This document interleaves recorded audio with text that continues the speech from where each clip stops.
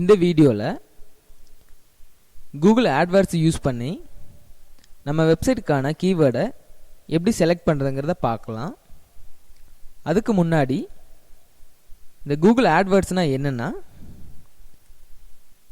நம்ம ஒரு website ready பண்ண போகிறோம்.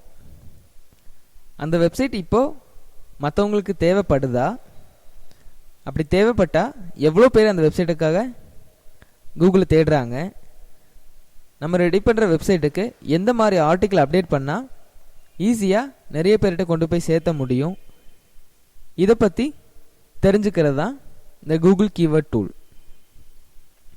இந்த கூகுள் ஆட்வர்ட்ஸ் பற்றி தெரிஞ்சுக்கிறதுக்கு கூகுள் கீவேர்ட் டூல் வீடியோவை பாருங்கள்.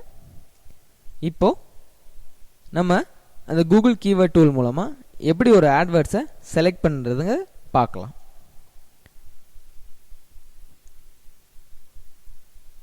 உங்கள் ப்ரௌசரில்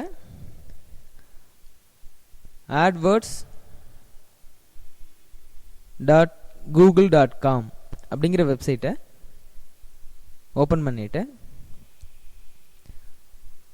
இதில் நான் என்னோட ஐடியை லாகின் பண்ணுறேன்.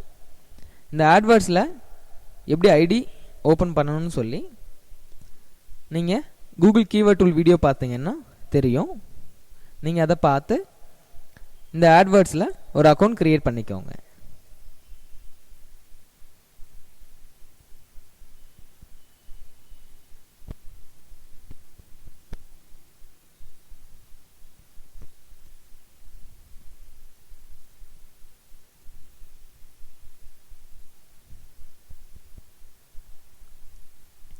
இப்போது நான் என்னோட யூசர் நேமும் பாஸ்வேர்டும் கொடுத்து சைன்இன் கொடுக்குறேன்.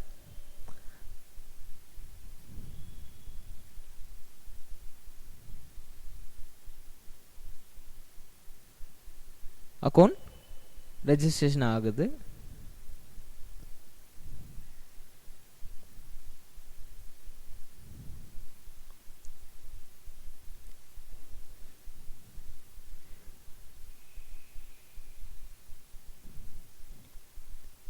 இதில் நம்ம என்ன கீவேர்ட் செலக்ட் பண்ணணுங்கிறத இந்த டூல் அண்ட் அனாலிசிஸ் இதில் கீவேர்ட் பிளானர் இது மூலமாக கீவேர்டை செலக்ட் பண்ணுவோம்.